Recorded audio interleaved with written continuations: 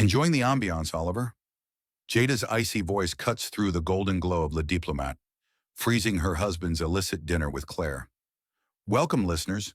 Where are you tuning in from today? DC's vibrant streets, a cozy cafe, or somewhere far beyond? Before we unravel this tale of betrayal and bold confrontation, drop a comment with your city and your guess. Will Jada's calculated moves spark revenge or redemption? A game of trust pulls you into a world of shattered vows and unexpected allies, where every glance hides a secret. Will hearts break, or will new bonds rise from the ashes? Subscribe now to catch our latest stories fresh from the heart of human drama, and share where you're listening from. We're curious. Get ready for a 60-minute journey that'll keep you guessing until the final word. The Georgetown row house glowed under the soft amber of streetlights, its red brick facade a testament to a life meticulously curated. Inside, Jada Brooks moved with the grace of a woman who knew her worth.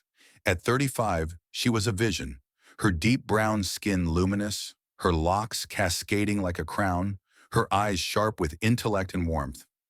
As Georgetown University's youngest tenured sociology professor, Jada commanded lecture halls with a voice that wove scholarship and soul, unpacking race and identity with a fire that left students spellbound. Her office, lined with dog-eared books and framed degrees, was a sanctuary where undergrads lingered, seeking her wisdom long after class. To the world, Jada was a force, brilliant, poised, untouchable. Yet tonight, as she sat at the dining table, a stack of student essays before her, a quiet unease stirred. The house was too still, the tick of the grandfather clock too loud. Across town, DC's pulse thrummed, honking cabs, laughter spilling from bars. But here, in this elegant cocoon, Jada felt a chill.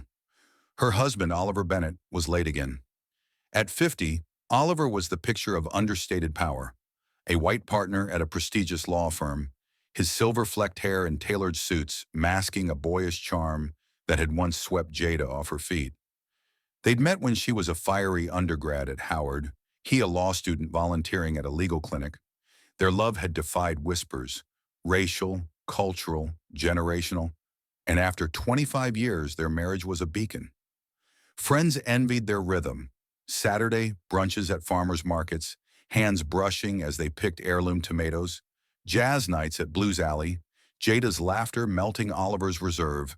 Annual trips to his family's sprawling Boston estate, where Jada's wit won over even his starchy aunts. Their life was a mosaic of small, perfect moments. They'd host dinner parties in their backyard, fairy lights twinkling as guests savored Jada's jerk chicken and Oliver's dry martinis. They'd dance slow to Coltrane in their living room, the world fading until it was just them. Colleagues at Georgetown whispered that Jada and Oliver were goals, their chemistry a quiet flex. But lately the mosaic was cracking. Oliver's absences had grown. Late nights at the firm, weekend client meetings that stretched into dusk. His kisses, once lingering, were now perfunctory, a checkmark on a list. His hazel eyes, once locked on her, now darted to his phone. Jada, ever the optimist, chalked it up to the grind. Big cases, she told herself. The weight of building their legacy, generational wealth, a name that would echo. They were a team, after all, bound by trust forged through decades. She glanced at the framed photo on the mantel, their 10th anniversary in Paris. Jada's smile radiant against the Seine, Oliver's arm possessive around her waist. She'd believed in that image, in the story it told. But tonight, as she sipped chamomile tea, the steam curling like a question mark, doubt crept in. Oliver's laugh, once a warm rumble, had grown rare. His touch, once a spark, felt like habit. She'd catch him staring out windows, lost in thoughts he didn't share. At dinner, he'd answer her questions with grunts, his mind elsewhere. Jada, trained to read subtext, silenced her instincts. Stress, she reasoned. The city's churn. Maybe the strain of their childless marriage. A choice they'd made to prioritize careers in each other. Yet the silence between them was no longer companionable. It was a chasm. She rose, pacing the hardwood floor, her bare feet silent. The house was a museum of their life. African masks from a Ghana trip, a bookshelf heavy with Morrison and Baldwin, Oliver's vinyl collection, Miles Davis mostly, his one obsession. Jada traced a finger along the spines, remembering nights they'd lie on the rug, dissecting Kinda Blue, Oliver's hand in hers. Those nights felt distant now, like a song she could hum but not feel. She stopped at the window, peering into the night. Georgetown's cobblestone streets shimmered with rain, couples huddling under umbrellas. She wondered where Oliver was. Another deposition? A bar with colleagues? Or somewhere, someone else? The thought stabbed, but she pushed it down. Trust was their bedrock. She'd never checked his phone, never questioned his fidelity. They'd built this life on vows that held through storms. Her mother's cancer, his firm's layoffs, the world's sideways glances at their union. Jada wasn't naive. She knew marriage wasn't a fairy tale, but she believed in Oliver, in the man who'd stood by her when she fought for tenure, who'd whispered, "You're unstoppable," when imposter syndrome clawed. Still, the unease lingered, a shadow she couldn't shake. She returned to her essays, pen slashing through clumsy arguments, but her mind wandered. She pictured Oliver at his desk, tie loosened, charming a client with that half smile. Or was he somewhere softer, dimmer, with someone who wasn't her? The clock struck 9, each chime a rebuke. Jada's phone sat silent, no text, no call. She opened her laptop, scrolling through old emails from Oliver. Love notes from their courtship, playful banter from their early years. "You're my home, Jay," he'd written once. She closed the screen, her throat tight. The front door creaked. Oliver stepped in, raincoat dripping, briefcase heavy in his hand. "Sorry, love," he said, voice flat. "Case ran long." Jada looked up, searching his face for something. Guilt, warmth, anything. His eyes flicked to hers, then away. "You eat?" he asked, already moving toward the stairs. "Yeah," she lied, her voice steady. He nodded, climbing out of sight, leaving only the scent of rain and cologne. Jada sat alone, the essays untouched, her tea cold. The house, once a haven, felt like a stage. Every smile, every touch a performance. She didn't know it yet, but the curtain was about to fall, and the truth would rewrite everything she thought she knew. The Georgetown row house was a crypt of shadows, its silence broken only by the distant hiss of the shower. Jada Brooks sat rigid in the study, her student essays abandoned on the desk, their margins bleeding red ink. The air felt thick, charged, as if the house itself held its breath. Her chamomile tea, untouched, had long gone cold, its surface reflecting the dim glow of a brass lamp. Jada's eyes were fixed on Oliver's phone, a sleek black rectangle left carelessly on the mahogany desk. Its screen flickered to life, a notification slicing through her resolve. Reservation confirmed. Table for 2 at Le Diplomate. Friday, 7:30 p.m. Window seat. She loves the ambiance.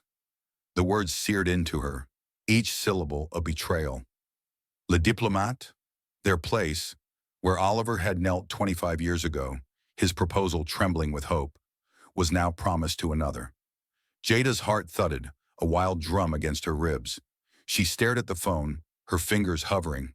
Trust had been their sacrament, an unspoken vow never to pry. In all their years, Jada had never touched his phone, never doubted the man who'd built this life with her. But the message's intimacy, "She loves the ambiance," was a siren call, pulling her toward the abyss. Her gut, that quiet voice she'd silenced for months, screamed now. Oliver's late nights, his distracted glances, his fading warmth, they weren't just stress, they were lies. The shower's hum filled the house. Oliver's off-key rendition of a Dylan tune drifting through the walls, oblivious to the storm brewing below. Jada's hand moved before her mind could protest, snatching the phone. It was still unlocked, open to his podcast app, a careless oversight that felt like fate. Her thumb scrolled, bypassing work emails and group chats, until she found it, a thread with Claire Thornton. The name sparked a vague recognition, a junior partner at Oliver's firm, a white woman with a crisp Oxford accent and a penchant for tailored blazers. Jada had met her at a firm gala. Claire's laugh too bright, her handshake too firm. Now Claire's name glowed like a wound. Jada opened the thread, and the world tilted. A year's worth of messages unfolded. A secret life laid bare. Missed you last night. That white dress slays me. Meet me at the Dupont Wine Bar, 8 p.m. You're trouble, you know that.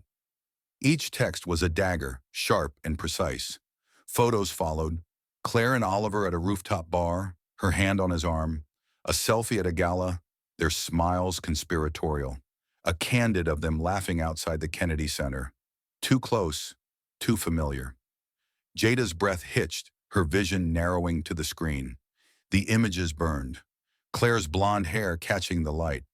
Oliver's hazel eyes crinkling, with a joy Jada hadn't seen in months. Their texts wove a tapestry of stolen moments. Late-night drinks, weekend getaways disguised as conferences, whispers of desire that made Jada's skin crawl.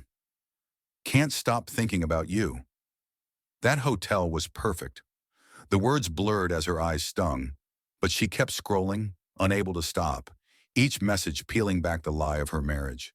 25 years, laughter, fights, dreams, reduced to a charade. How many nights had she lain beside him, believing his excuses, while he typed these words to Claire? How many times had she blamed herself for his distance? The shower stopped, the sudden silence deafening.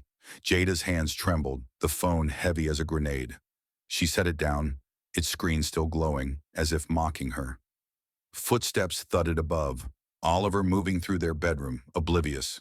Her mind raced, replaying every moment she'd ignored. His late returns, reeking of bourbon, his phone always face down, the way he'd flinch when she touched him unexpectedly. She'd been a scholar of human behavior, yet she'd missed the signs in her own home. Or had she chosen not to see? The thought choked her, a mix of shame and fury. She pressed her palms to the desk, grounding herself, but the room spun, the walls closing in. Oliver's voice broke the haze. Seen my cufflinks? He stood in the doorway, towel around his waist, steam curling from his skin. His casual tone was a slap, his ignorance of her discovery almost cruel. Jada's eyes flicked to him, searching for a crack in his facade. Guilt, fear, anything. But his face was blank, tired, the same mask he'd worn for months. Top drawer, she said, her voice flat, a stranger's. He nodded, disappearing upstairs. Jada stared at the empty doorway, her pulse a roar. The phone sat silent, its secrets now hers, a weight she couldn't carry. She stood, pacing the study, her bare feet cold against the hardwood. The house, once a haven, felt like a trap, its elegance a lie. She stopped at the window, DC's rain-slicked streets glinting below. Couples passed under umbrellas, their laughter a distant echo. Jada's reflection stared back, beautiful, composed, but her eyes betrayed her, wide with shock. She touched the glass, her fingers trembling. The life she'd built with Oliver, brunches, jazz, vows, was a house of cards, and Claire's texts were the gusts that toppled it. She wanted to scream, to storm upstairs and confront him, to shatter his calm with the truth. But something colder took root, a need not for chaos, but for control. Jada returned to the desk, her essays forgotten. She picked up her tea, the mug heavy in her hands, and forced a sip, the liquid bitter. Oliver's footsteps creaked above, then faded.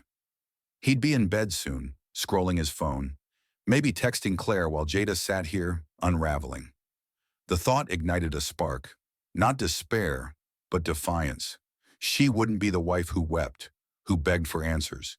She was Jada Brooks, a woman who'd clawed her way to tenure, who'd faced down skeptics and stereotypes. If Oliver thought he could play her, he learned she played harder. She set the mug down, her jaw tight. Le Diplomate, Friday, 7:30 p.m. The reservation was a gauntlet thrown at her feet. Jada didn't know what she'd do yet, confront, expose, or something sharper.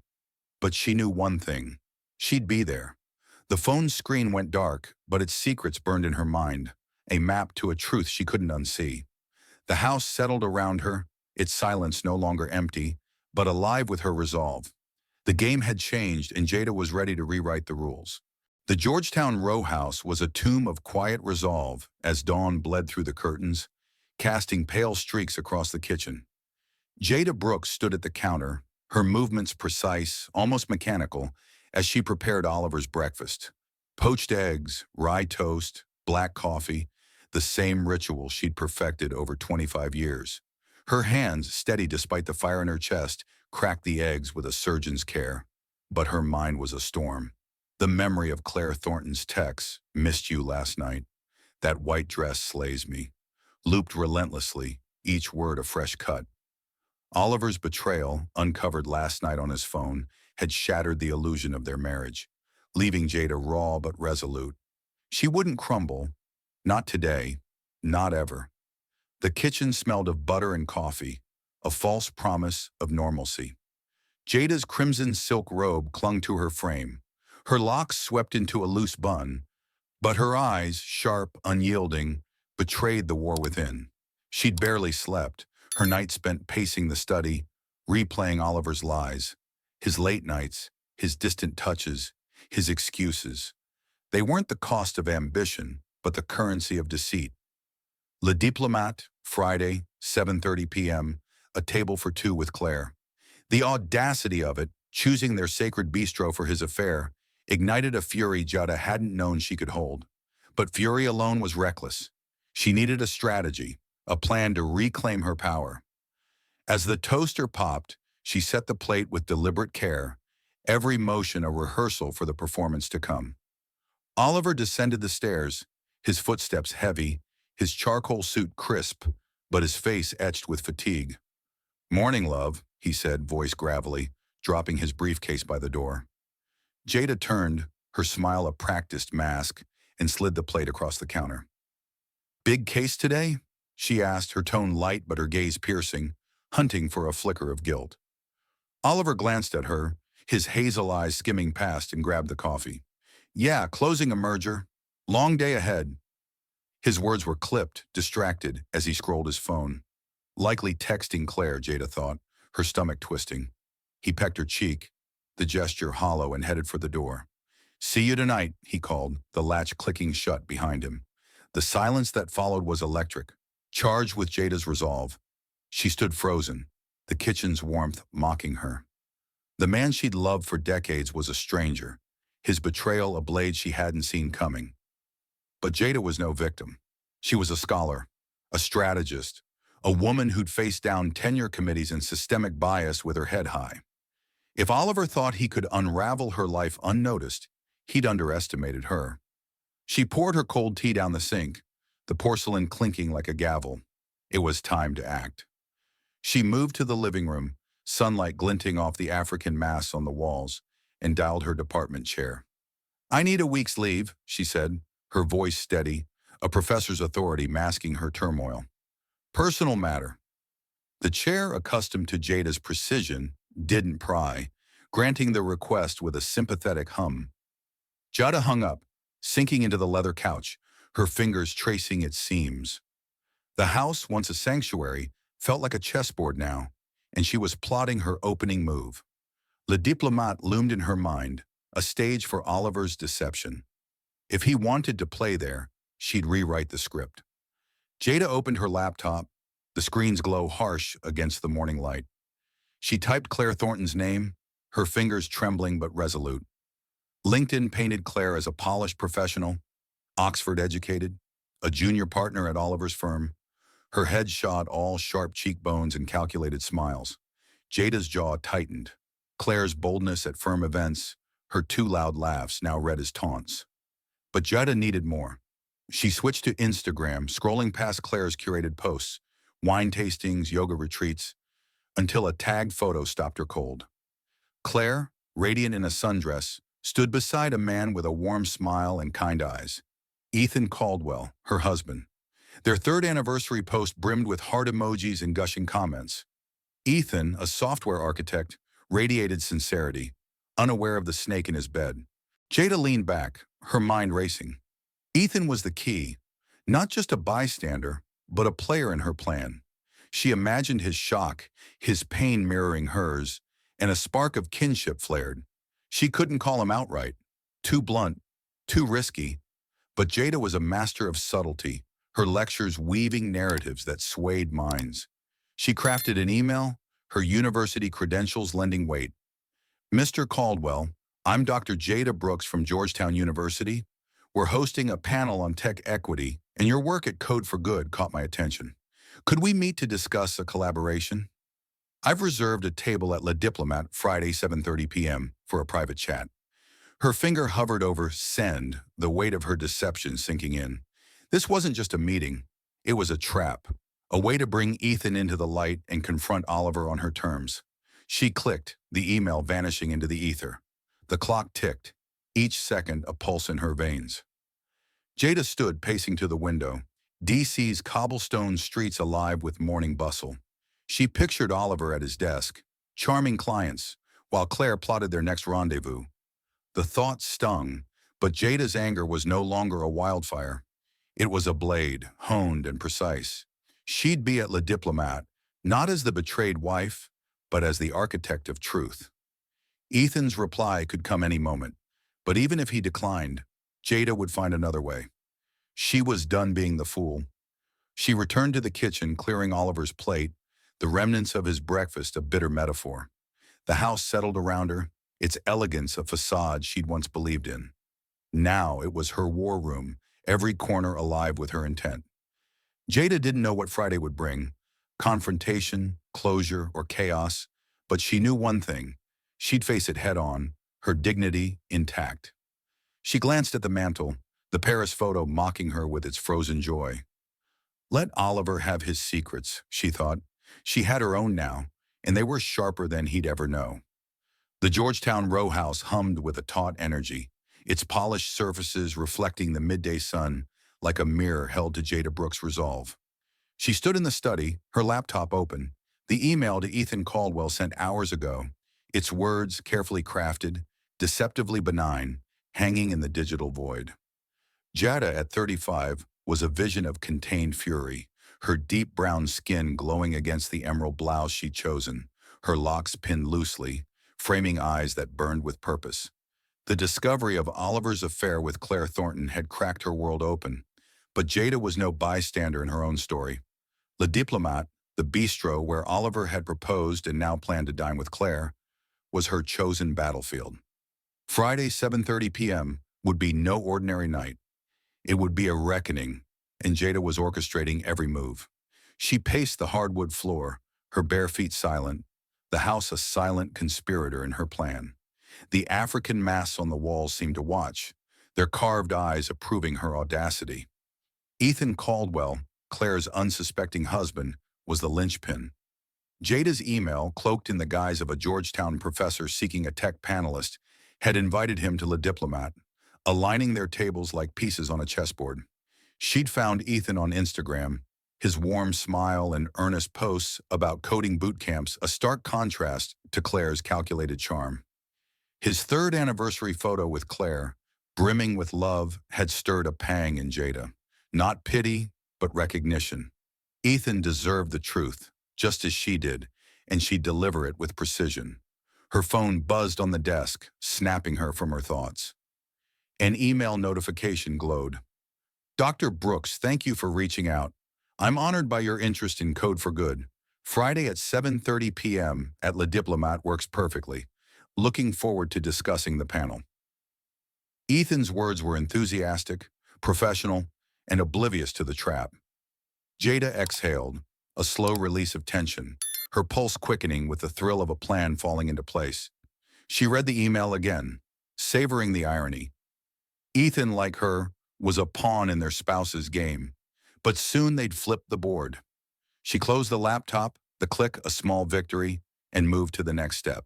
Jada picked up her phone, dialing Le Diplomate.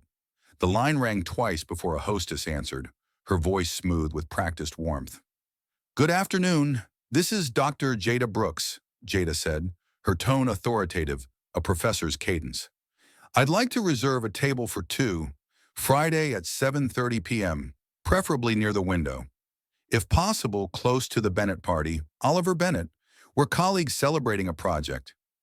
The lie rolled off her tongue, seamless, her heart steady. The hostess paused, keys clicking in the background. "Noted, Dr. Brooks. We'll place you nearby." Jada thanked her, hanging up, a faint smile curling her lips. The stage was set, her table a vantage point, Oliver and Claire in her sights, Ethan her unwitting ally. She crossed to the bedroom, the air heavy with the scent of Oliver's cologne, a reminder of the man she'd once trusted. Her wardrobe loomed, a gallery of her evolution. Power suits for lectures, sundresses for brunches, gowns for galas. She rifled through, fingers brushing silk and linen, until she pulled out a crimson dress, its cut bold and unapologetic. Oliver had once called the shade too much for dinner, his tone teasing but edged with control. Now Jada held it up, the fabric catching the light like a challenge. This dress wasn't just attire, it was armor, a declaration that she'd step into Le Diplomate not as a betrayed wife, but as a woman reclaiming her power. She laid it on the bed, a scarlet promise. Jada moved to the mirror, unpinning her locks, letting them fall in a cascade. She studied her reflection. Beautiful, yes, but it was her eyes that held her. They weren't the eyes of the Jada who'd laughed with Oliver at Blues Alley or debated Baldwin over wine. These eyes were steel, forged in the fire of betrayal. She reached for her grandmother's silver hoops, sliding them on, their weight a grounding force. The ritual steadied her, each choice deliberate, building the woman who'd face Friday's fire. She imagined the bistro's glow, the clink of glasses, Oliver's shock when he saw her. The thought sent a shiver down her spine. Not fear, but anticipation. She returned to the study, the house settling around her like a conspirator. On the desk, a framed photo of her and Oliver in Paris mocked her, their smiles a lie. Jada turned it face down, its thud a small rebellion. She opened her notebook, jotting notes, not for her classes, but for the confrontation. Stay calm, watch his eyes, let Ethan see the truth. Her pen moved with the precision of a strategist, mapping the night's rhythm. She didn't know how Ethan would react, shock, anger, denial, but she trusted her instincts. He'd feel the same betrayal, the same need to act. Together they'd expose the charade, not with screams, but with the quiet power of presence. The clock ticked, the afternoon sun slanting through the windows, casting long shadows across the floor. Jada stood stretching, her body alive with purpose. She crossed to the window, DC's cobblestone streets bustling below, dog walkers, joggers, lovers hand in hand. The city pulsed, unaware of the drama brewing in her heart. She thought of Oliver, likely at his desk, charming clients, texting Claire. The image stung, but it fueled her. Let him play his game, she thought. She was crafting her own, and it was sharper, smarter. Jada returned to the bedroom, folding the crimson dress, tucking it away like a secret weapon. The house, with its polished wood and curated art, felt different now. Not a home, but a war room. Every choice, from the email to the dress, was a step toward Friday, a night that would rewrite her story. She didn't know what she'd feel when she saw Oliver and Claire together. Rage, grief, or something colder. But she knew she'd face it head on. The phone sat silent, Ethan's email a done deal, the hostess's promise secured. Jada exhaled, her breath a vow. Le Diplomate waited, and she was ready to step into its light, not as Oliver's wife, but as Jada Brooks, unstoppable. Le Diplomate buzzed with the pulse of DC's elite, its chandeliers casting a golden haze over linen-draped tables and clinking glasses. Jada Brooks sat at a window table, the city's 14th Street shimmering beyond the glass, a vibrant counterpoint to the storm in her chest. At 35, she was a vision in her crimson dress, its bold hue a defiant flare against the bistro's elegance. Her locks were swept into an elegant knot, silver hoops glinting with each subtle turn of her head. The gin martini before her, barely touched, steadied her nerves, its bite sharp as her resolve. Tonight at 7:30 p.m., she was no longer just a betrayed wife. She was a strategist, poised to unravel Oliver's affair with Claire Thornton in the very place he'd once proposed. The table, strategically near Oliver's, was her stage, and Ethan Caldwell, Claire's husband, her unwitting ally. Ethan arrived, his navy blazer crisp, his smile warm but uncertain. Dr. Brooks, pleasure, he said, extending a hand. Jada shook it, her grip firm, her professor's poise masking the adrenaline coursing through her. Ethan, thank you for coming, she replied, gesturing to the chair. He settled in, his broad shoulders easing as he scanned the menu, launching into a passionate spiel about his nonprofit's coding boot camps for underserved youth. Jada nodded, her responses measured, but her eyes darted to the entrance, a hawk awaiting its prey. The bistro's din, laughter, clattering plates, soft jazz, felt distant, her focus razor sharp. Every clink of glass, every shadow crossing the door, set her nerves alight. Oliver and Claire were coming, and she'd be ready. At 7:45 p.m., the door swung open, and they swept in, a vision of illicit intimacy that stabbed Jada's core. Oliver, 50 and silver-flecked, wore the charcoal suit she'd gifted him, his stride confident, his hand grazing Claire's back. Claire, radiant in a cream dress, her blonde hair catching the candlelight, laughed at something he said, her ease a taunt. They slid into a booth in Jada's line of sight, their knees brushing, their smiles conspiratorial. Jada's stomach twisted, her fingers tightening around her glass. Oliver, her husband of 25 years, looked at Claire with a warmth he hadn't spared Jada in months. The sight was a gut punch, but she forced herself to breathe, her face a mask of composure. Ethan, mid-sentence about STEM mentorship, paused. "Everything okay?" he asked, his brow furrowing. Jada forced a smile, her voice smooth. "Just a long day." She ordered duck confit and roasted Brussels sprouts, her words automatic, her eyes flicking to Oliver's booth. He fed Claire a bite of his appetizer, their laughter soft, intimate. Jada's heart roared, a mix of rage and disbelief. How dare he sit there, in their place, rewriting their history with her? She sipped her martini, the gin grounding her, and leaned into Ethan's conversation, nodding at his anecdotes while her mind churned. The plan was simple. Watch, wait, strike. But the sight of them, Claire's hand brushing Oliver's, their heads close, tested her restraint. She excused herself, rising with deliberate grace, her crimson dress drawing eyes as she crossed the room. Her path took her past Oliver's booth, a calculated move. She slowed, her gaze locking with his. Oliver's fork froze midair, his hazel eyes widening, the color draining from his face. Claire followed his stare, her smile faltering as she registered Jada, her lips parting in silent shock. Jada held Oliver's gaze for a heartbeat, her expression unreadable, a queen surveying a traitor. Then she continued to the restroom, her heels clicking, her pulse a war drum. In the mirror, she steadied her breathing, touching up her lipstick, the crimson shade a war paint.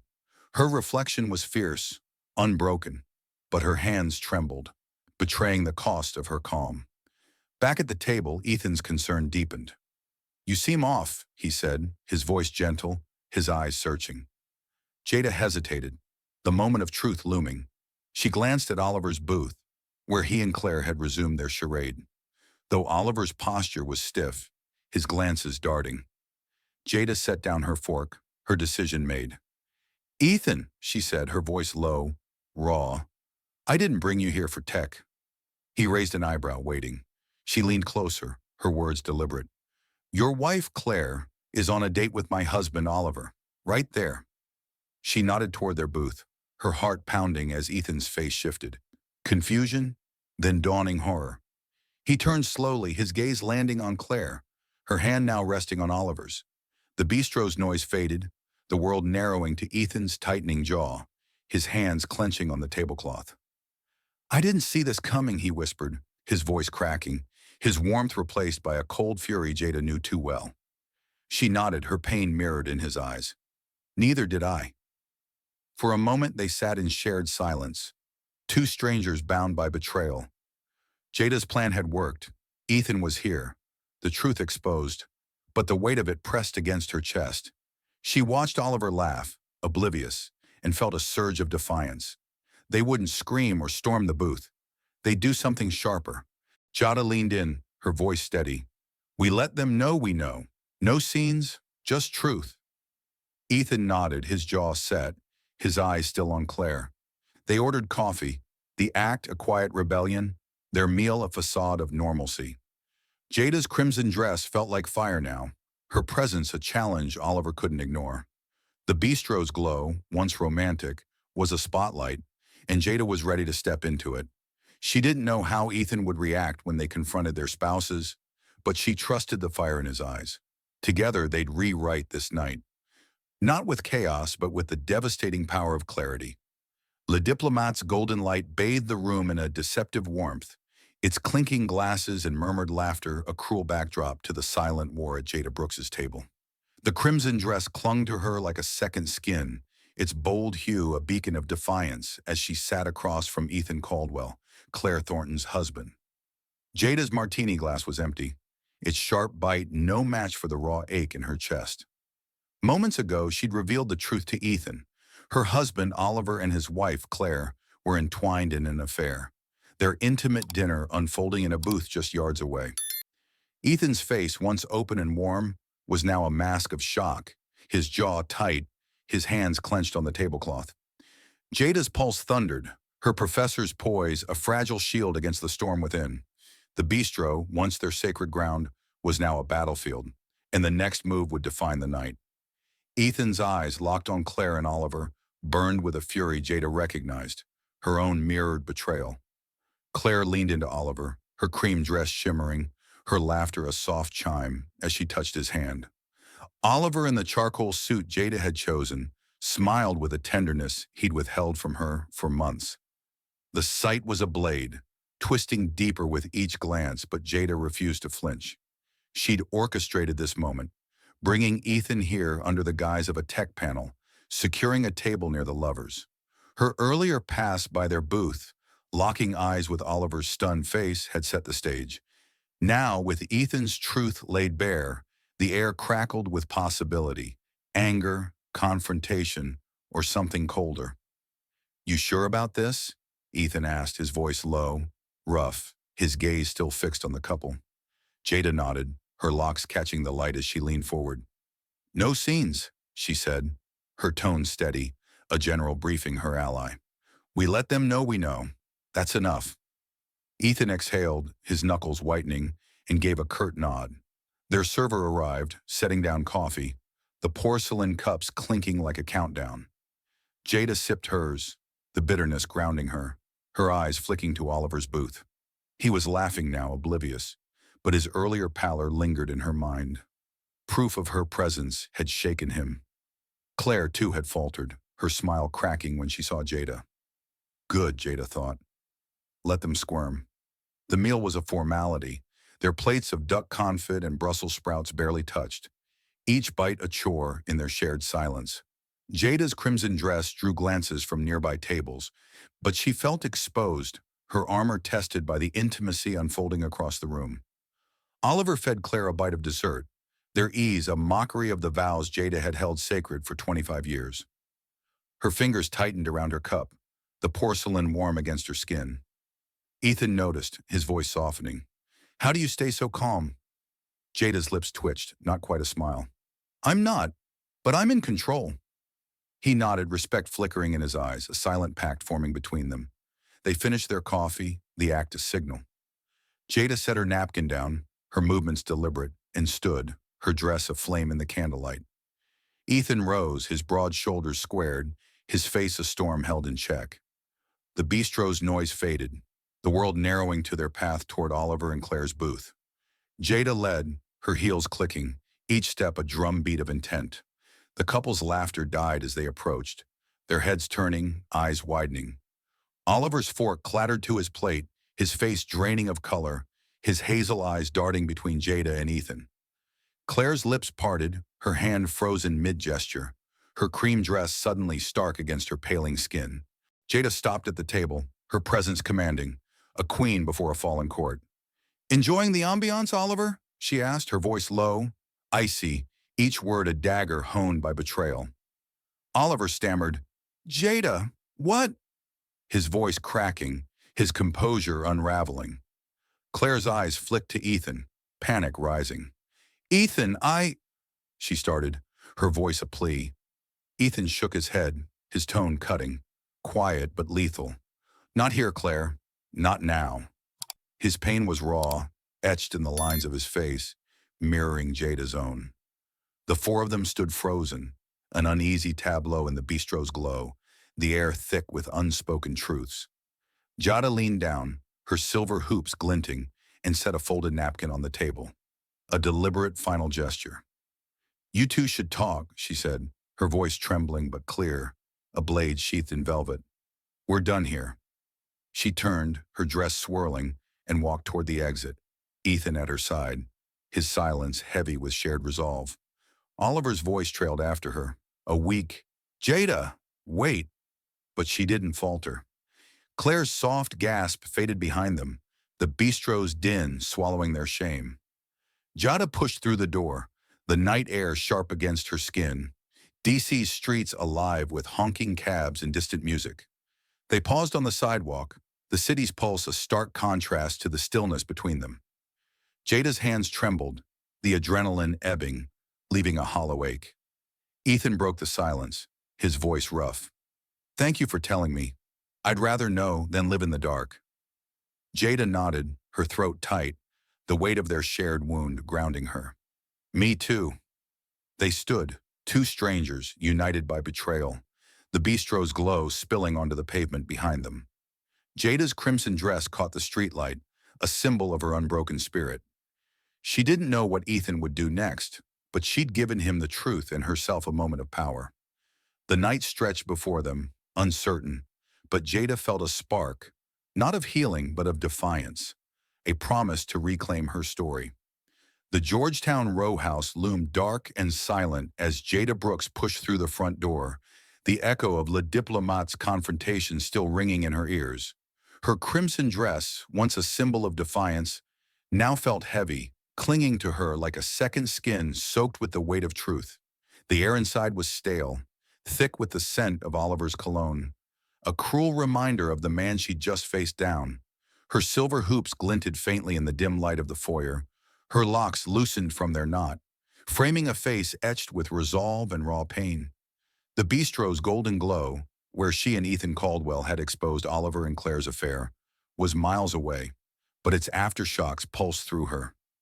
Jada's hands trembled as she set her purse down, the night's triumph bitter, her heart a battlefield of rage and grief. She flicked on a lamp, its soft light casting shadows across the living room. African masks, bookshelves, the Paris photo still face down from her earlier rebellion. The house, once a haven, felt like a mausoleum, each corner holding ghosts of a marriage she'd believed unbreakable. Oliver was waiting, slouched on the couch, tie undone, his silver-flecked hair disheveled. His hazel eyes, usually sharp, were bloodshot, pleading as he rose. "Jada, let me explain," he said, his voice cracking, a mix of fear and desperation. The casual arrogance of the man who dined with Claire was gone, replaced by a stranger begging for absolution. Jada stood rigid, her arms crossed, her professor's poise a shield. "How long?" she demanded, her voice a whisper, sharp as a blade. 9 months, Oliver admitted, his gaze dropping to the floor. "But it was nothing, I swear. Just a mistake." The word "nothing" ignited a cold laugh from Jada, sharp and brittle, cutting through the room. "Nothing? You threw us away for nothing." Her words were venom, each syllable honed by the text she'd read. "That white dress slays me." In the images of Oliver's intimacy with Claire, he reached for her, his hand trembling, but Jada stepped back, her eyes blazing. "I need space," she said, her voice steady now, final. She turned to the bedroom, grabbing a suitcase from the closet, her movements mechanical but deliberate. Oliver followed, his pleas a low hum. "Jada, please, we can fix this." But they bounced off her like rain on glass. She packed swiftly, jeans, blouses, a photo of her mother, each item a step away from the life she'd known. Oliver stood in the doorway, his silhouette a shadow of the man she'd loved for 25 years. "I'm going to my sister's," Jada said, zipping the bag, her tone devoid of warmth. "Don't call." She brushed past him, the suitcase's wheels a soft rumble on the hardwood, and left the house. The doors click a guillotine on their shared history. The night air was sharp, DC's streets alive with distant laughter and honking cabs. Jada drove to Tacoma Park, her sister's home a refuge, the city blurring past her windows like a dream unraveling. At her sister's, Jada collapsed onto the guest room couch, the floral fabric cool against her skin. The room was small, cluttered with family photos and mismatched pillows, a stark contrast to the row house's elegance.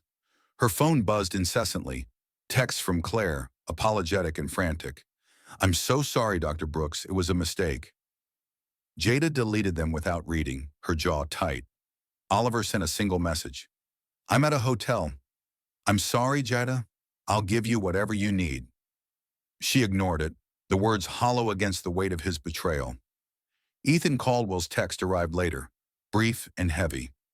"Claire's staying with her sister, still processing." Jada replied, "Me too." Her fingers hesitating, a thread of connection forming between them. Two strangers bound by shared wounds. Sleep eluded her, the ceiling's shadows her only company. She replayed the bistro, Oliver's shock, Claire's panic, the napkins she'd set on their table like a verdict. The confrontation had been her victory, a moment of power, but it left her hollow, the cost of truth sinking in. 25 years, brunches, jazz nights, vows, now felt like a lie she told herself.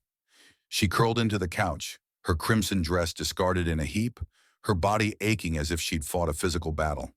The silence was oppressive, broken only by the hum of a distant streetlight. Jada's mind churned, dissecting every moment with Oliver. His late nights, his evasions, searching for the point where love had turned to deceit. By morning, her sister Maya brought coffee, her eyes soft with concern. "You don't have to talk," Maya said, sitting beside her.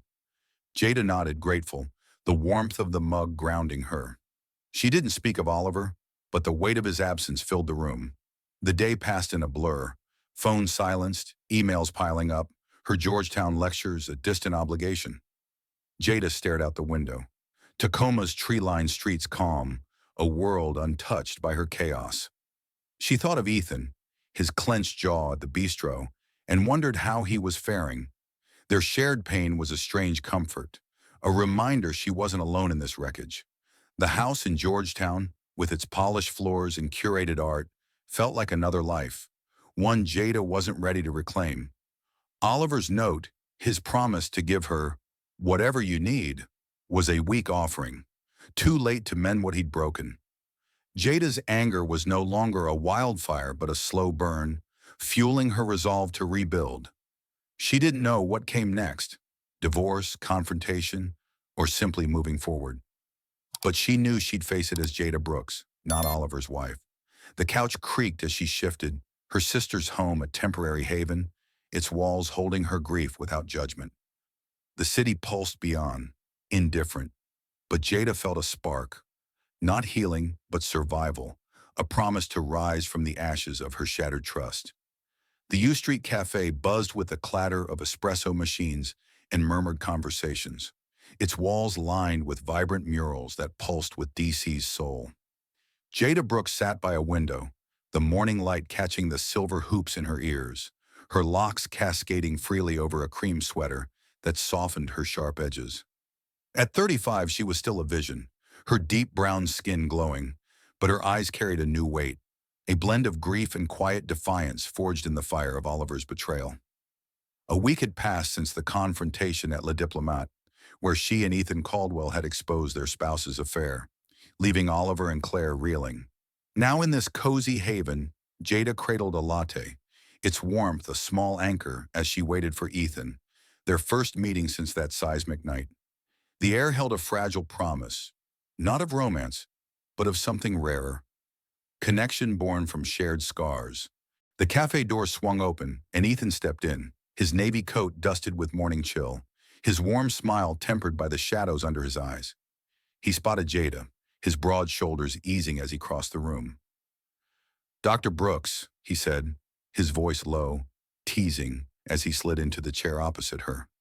"Jada, please," she corrected, her lips twitching, a spark of ease cutting through her guardedness. They ordered black coffee for him, a refill for her, and settled into a conversation that danced around the wounds they both carried. No mention of Oliver or Claire, no rehashing of the bistro's amber-lit reckoning. Instead, they spoke of childhood dreams, Jada's love for her grandmother's storytelling, Ethan's boyhood obsession with building radios. The words flowed, tentative at first, then freer, a bridge forming over the chasm of their shared betrayal. Jada leaned back, her fingers tracing the mug's rim, surprised by the lightness in her chest. Ethan's dry humor, his quip about burning his first circuit board, coaxed a laugh from her, a sound she hadn't heard in weeks. It was small, this moment, but it felt like sunlight breaking through a storm. The cafe's bustle faded, the world narrowing to their table, where two strangers found solace in the ordinary. Ethan spoke of his nonprofit, his passion for teaching kids to code, and Jada shared stories of her students, their raw essays on identity that kept her grounded. The conversation was a balm, stitching together pieces of themselves they'd thought lost. Outside, U Street thrummed, vendors hawking books, buskers strumming guitars, but Jada felt a stillness, a clarity she hadn't known since Oliver's texts shattered her world. She'd spent days at her sister's in Tacoma Park, ignoring Claire's apologetic messages and Oliver's weak pleas. The Georgetown row house, with its polished masks and memories, was a place she couldn't yet face. But here, with Ethan, she glimpsed a path forward, not defined by her marriage's collapse, but by her resilience. She sipped her latte, studying Ethan's hands, strong, steady, scarred from years of tinkering. They were hands that built, not broke, and she wondered what it meant to trust again, even in this small way. Their coffee date stretched into an hour, then another, the cafe's warmth wrapping them in a cocoon. When they parted, Ethan's handshake lingered, his eyes holding hers. "This helped," he said simply, and Jada nodded, her throat tight. "Yeah, it did." She stepped onto U Street, the city's pulse quickening her own, and felt a shift. Not healing, but possibility. Over the following weeks, Jada threw herself into her work, her Georgetown lectures sharper, her students' debates fueled by her renewed fire. She filled the Tacoma Park guest room with music, Aretha Franklin's soulful wails, songs Oliver never understood, reclaiming her space with each note. Oliver's attempts at reconciliation, roses left at her sister's, emails promising change, met silence. She blocked his number when his messages turned desperate, each rejection a brick in the wall she was building. Ethan became a quiet constant, their meetings growing frequent, walks along the Potomac, where cherry blossoms dusted the air, poetry readings at Sankofa, where words wove new dreams. They spoke of jazz, Coltrane for her, Monk for him, and swapped stories of their worst cooking fails. Ethan's tale of a charred lasagna drawing her first unguarded laugh in months. These moments were gentle, unhurried, a friendship rooted in mutual survival. Jada learned Claire had relocated to New York, resigning from the law firm with a whisper, her absence a relief. Ethan, too, had moved forward, filing for separation, his voice steady when he mentioned it over a shared plate of injera at a DuPont Circle spot. Their bond wasn't love, not yet, but trust, a currency Jada hadn't thought she could afford again. Back at Georgetown, Jada's office became her fortress, its shelves heavy with Baldwin and Morrison, her students' voices a reminder of why she fought. She mentored a shy freshman, her essays echoing Jada's own younger self, and found purpose in guiding her. The row house remained untouched, a relic she wasn't ready to reclaim. Oliver's note, "I'll give you whatever you need," sat unread in her sister's trash, its promises empty. Jada's anger had cooled, not into forgiveness, but into focus. She was no longer Oliver's wife, but Jada Brooks, scholar, survivor, a woman rewriting her story. One evening, Ethan texted, "Poetry slam at Busboys and Poets. You in?" Jada hesitated, then agreed, slipping into a teal dress that felt like a new skin.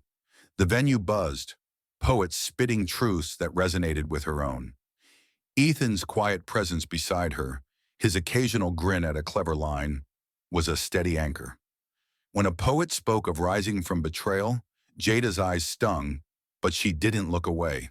She clapped, her hands steady, and caught Ethan's nod, a silent understanding. As they left, the city's lights glittered, and Jada felt lighter, her heart cracking open to hope. The wounds remained, but they were hers to carry, and she was learning to walk with them, step by deliberate step. The Logan Circle apartment was a sanctuary of light, its high windows spilling sun across hardwood floors, where potted ferns thrived in verdant clusters.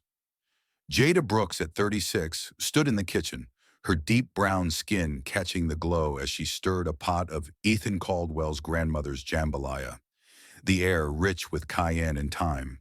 Her locks fell loosely, framing a face no longer shadowed by betrayal, though the scars of Oliver's affair with Claire Thornton lingered in her quieter moments. A year had passed since the Diplomate confrontation, where Jada and Ethan had shattered their spouse's charade. Now, in this new space, her own, not Oliver's, she'd rebuilt a life from the ashes, her silver hoops glinting with each turn of her head, a symbol of resilience. The apartment, stacked with books and family photos, was a testament to her rebirth, a canvas painted with hope. Jada's divorce had been finalized swiftly, her lawyer's efficiency a mercy.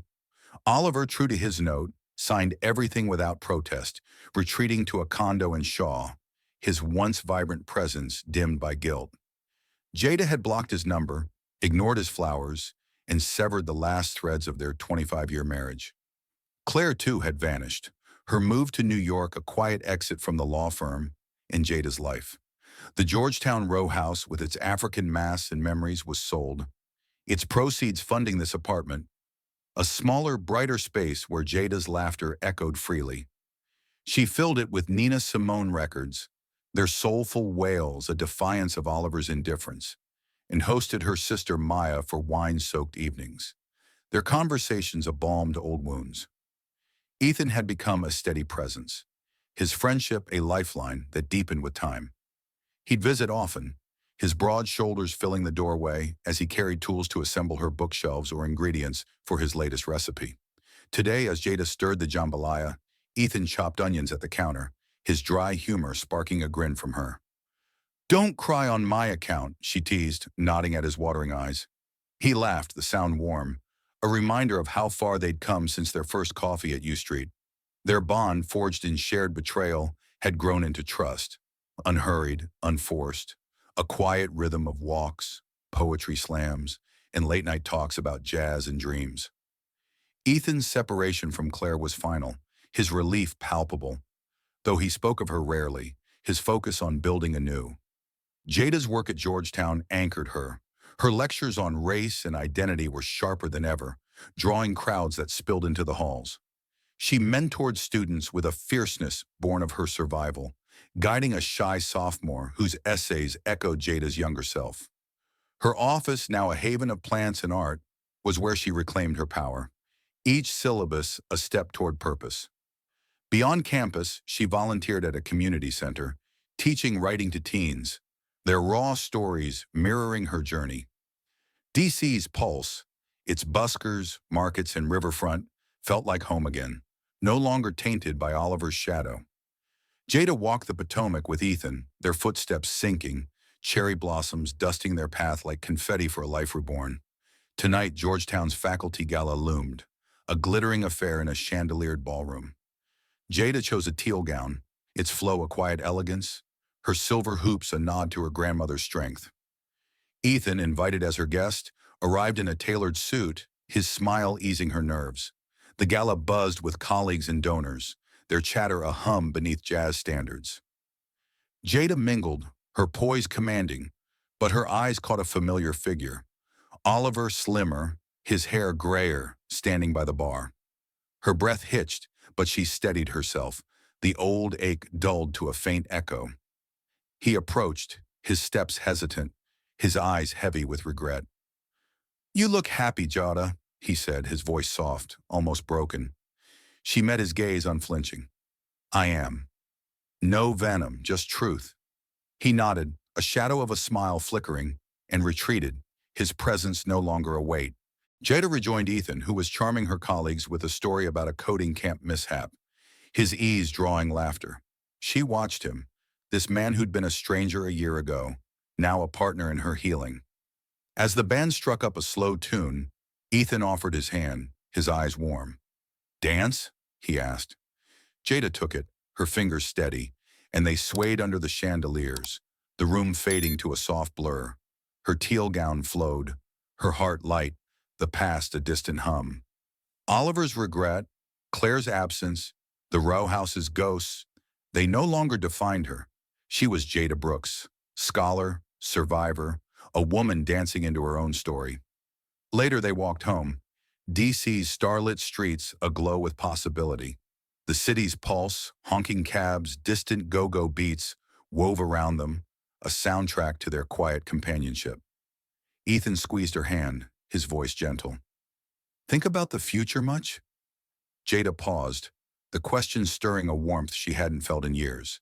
She looked at him, his kind eyes steady, and smiled, her heart open. "All the time now." The words were a vow, not to Ethan alone, but to herself, to live, to dream, to rise. The apartment waited, its ferns and records a home she'd built, its light a beacon.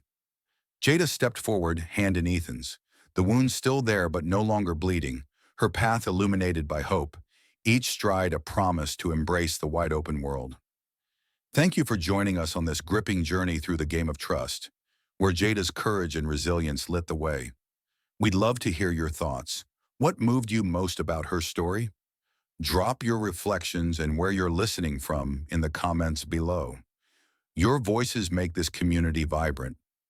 If this tale stirred your heart, subscribe to catch our next story, fresh from the pulse of human drama. Until then, stay curious, and we'll meet you back here for another powerful drop. Thank you, and see you soon.